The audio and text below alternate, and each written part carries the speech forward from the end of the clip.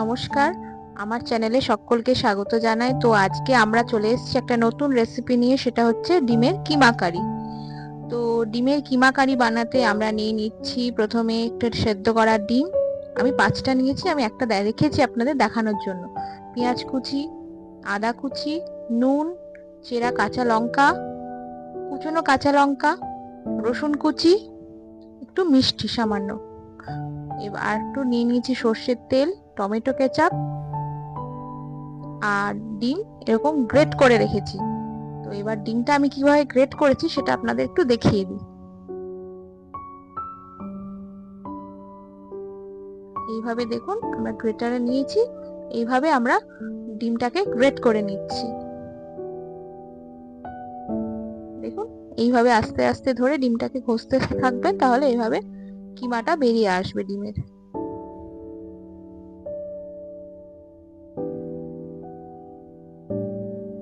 তো এবার আমরা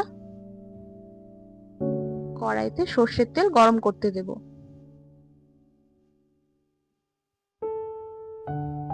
তেলটা হাই ফ্লেমে গরম হোক। তারপর আমরা এবার উপকরণগুলো মেশাতে থাকবো। প্রথমে দিয়ে দেব আমরা আদা কুচি। আদা কুচিটা ভালো করে একটু ভাজা ভাজা হয়ে যাক, বেশ একটু ব্রাউন কালারের হবে, তাহলে গন্ধটা ভালো আসবে। আমরা সবসময় এটা মিডিয়াম ফ্লেমে রাখার চেষ্টা করব।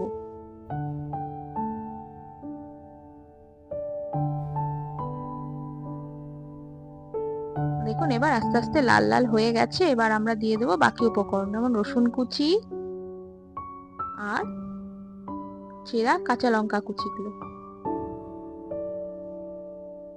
এবার ওটাকে আমরা আবার ভালো করে নাড়িয়ে নেব, আর সবসময় ফ্লেমটা মিডিয়ামে রাখারই চেষ্টা করবেন। একটু লাল লাল হয়ে যাক, ব্রাউন কালারে।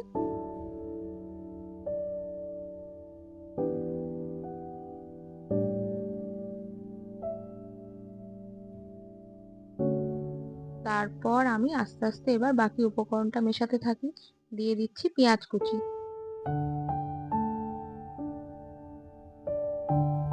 আর তারপর দিচ্ছি সামান্য নুন। নুন আপনারা নিজের স্বাদ মতো দেবেন। এবার ভালো করে আস্তে আস্তে মিডিয়াম ফ্লেমে রেখে পেঁয়াজগুলোকে ব্রাউন কালারে করতে হবে।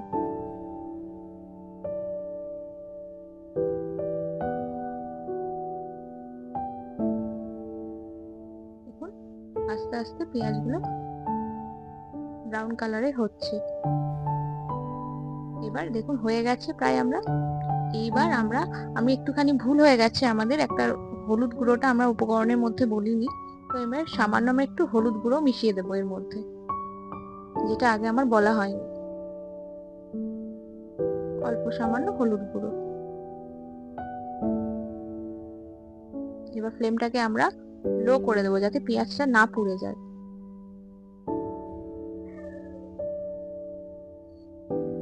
এবার টমেটো কেচাপটা আমরা মিশিয়ে দেব।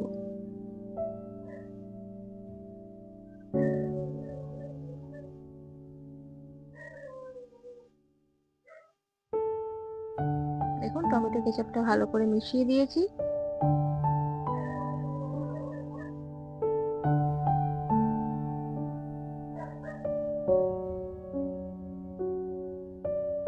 এইবার আমরা গ্রেট করা ডিমগুলো দিয়ে দেব।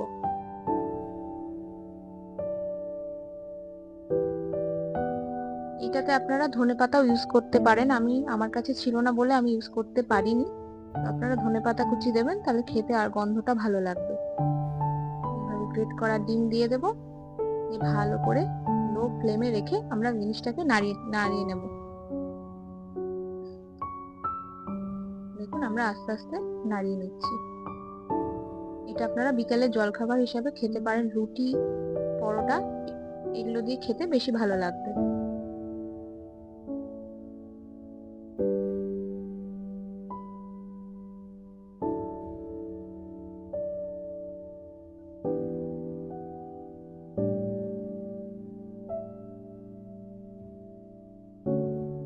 এবার আমরা একটুখানি চিনি দিয়ে দেবো। চিনিটা আমি একটু বেশি ইউজ করেছি, কারণ আমার মিষ্টি মিষ্টি খেতে ভালো লাগে। আপনারা চাইলে কমও দিতে পারেন, তাতে কোনো অসুবিধা হবে না।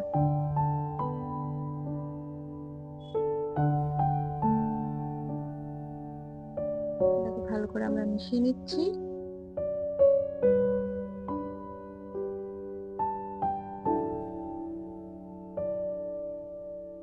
আস্তে আস্তে ভালো করে এটা একটু ভাজা হয়ে গেছে। এবার আমরা জলটাকে ইউজ করব।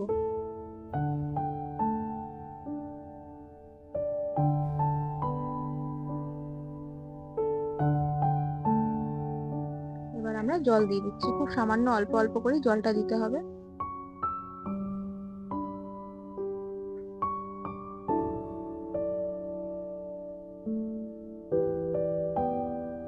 আর মিডিয়াম ফ্লেমটাকে সবসময় লোয়ে রাখার চেষ্টা করবেন, যাতে জিনিসটা শুকিয়ে না যায়। এটা মোটামুটি 5-6 মিনিট মতো রাখবেন, তাহলেই জিনিসটা রেডি হয়ে যাবে। দেখুন জিনিসটা এবার তৈরি হয়ে গেছে, ডিমের কিমা কারি। তো এবার ওপর থেকে আমি একটুখানি ভালো করে নাড়িয়ে নিচ্ছি।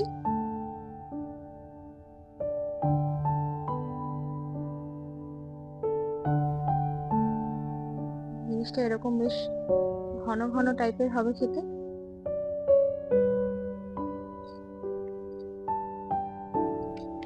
এবার ওপর থেকে আমরা চেরা কাঁচা লঙ্কা দিয়ে দেব। চেরা কাঁচা লঙ্কা ছড়িয়ে জিনিসটাকে সার্ভ করে দিচ্ছি।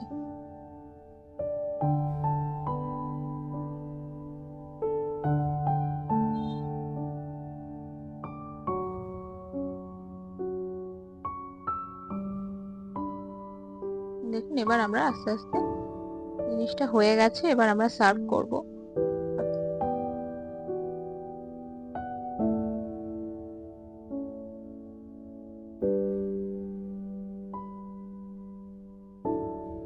এবার আমরা একটা পাত্রে এটাকে সার্ভ করে দিয়েছি। এবার এটাকে সুন্দর করে গার্নিশ করে দিচ্ছি। তো গার্নিশ করতে আমরা এরকম সামান্য ডিম নিয়েছি, রিং রিং করে কেটে এইভাবে আমরা সাজিয়ে নিচ্ছি ডিম দিয়ে।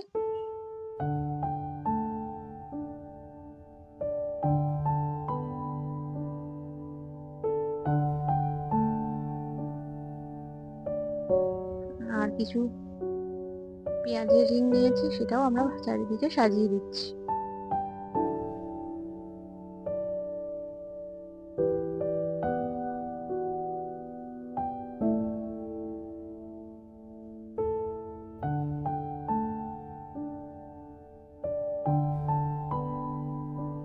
এবার উপর থেকে টমেটো কেচাপ চারিদিকে ছড়িয়ে দিচ্ছি, যাতে দেখতে সুন্দর হয়। আর দেখতে সুন্দর হলে অবশ্য খেতেও ভালো লাগবে। এবার আপনারাই বলবেন খেতে কেমন হয়েছে জিনিসটা নিজেরা তৈরি করে। দেখুন এইভাবে আমরা সুন্দর করে সাজিয়ে নিয়েছি। এটা আপনারা রুটি বা পরোটা দিয়ে খেয়ে দেখবেন, ভালো লাগবে। তো আজকে আমার এখানেই রেসিপিটা থাক। তো আমরা আবার নতুন একটা রেসিপি নিয়ে অবশ্যই আসবো। সকলে ভালো থাকবেন, সুস্থ থাকবেন। নমস্কার।